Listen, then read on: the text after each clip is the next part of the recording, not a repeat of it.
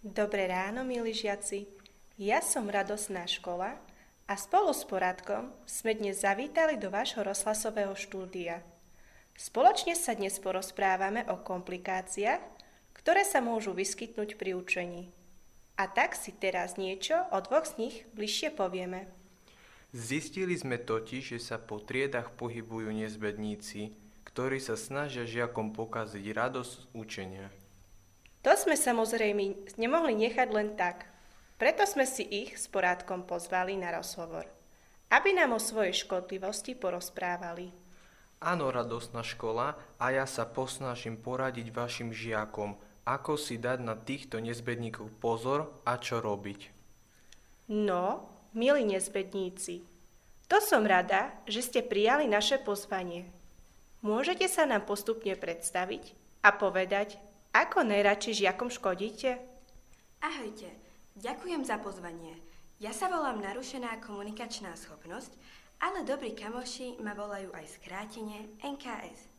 Ja najradšej žiaka spochybňujem, aby si neveril, že vie pekne rozprávať. Šepkám mu do ucha, že to nevie, že bude určite zase zle vyslovovať hlásky, bude rozprávať nejasne, nebude mu nikto rozumieť. A najmä im hovorím, že sa z nich určite budú všetci kamaráti smiať. Z toho mám najväčšiu radosť, keď ich takto vystraším. No, teda fuj, ty si riadne číslo. A čo to spôsobuje u žiaka, Poradko?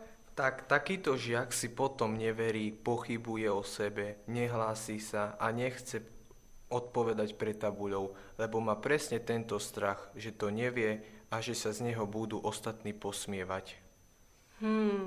To je teda veľmi zaujímavé. A ako ho môžu podporiť v triede kamaráti?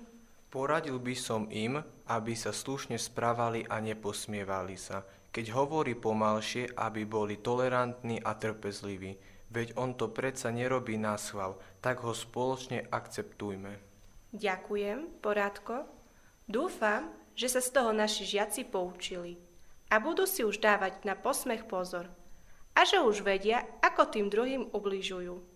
Náš ďalší hosť je teda riadne číslo. Nepredstavíš sa nám? Čaute.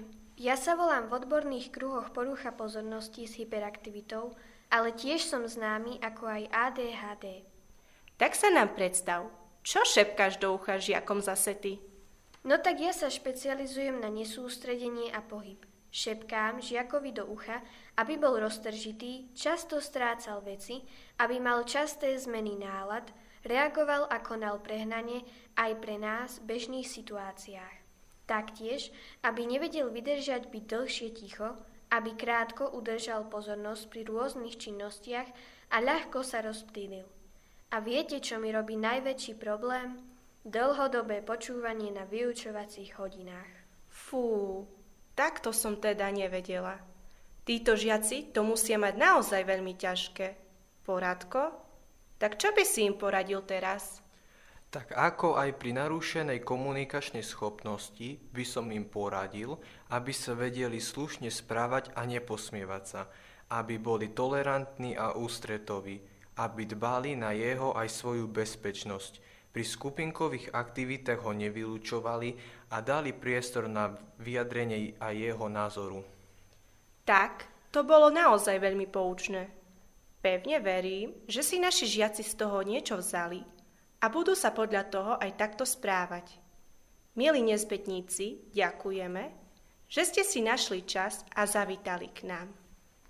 A vy, milí žiaci, pamätajte si, že ste silnejší ako vaše výhovorky. A tak poďme spolu do toho a buďme tolerantní. Lúči sa s vami ja, Radosná škola, Poradko a naši dnešní hostia, nezbedníci. Tak ahojte a prajeme pekný a úspešný deň.